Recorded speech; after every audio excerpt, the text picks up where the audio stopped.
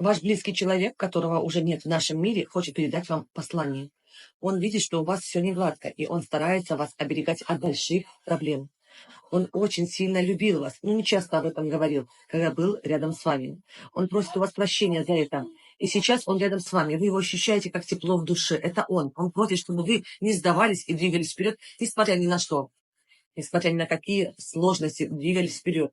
Он ваш ангел-хранитель, чтобы вы могли войти с ним в энергетическую связь и услышать, почувствовать его заботу и слова. Напишите в комментариях прямо сейчас слово «принимаю». Подпишитесь на меня, тогда вы получите часть моей силы и энергии. Она позволит вам вступить с ним в контакт. И этот человек очень хочет этого.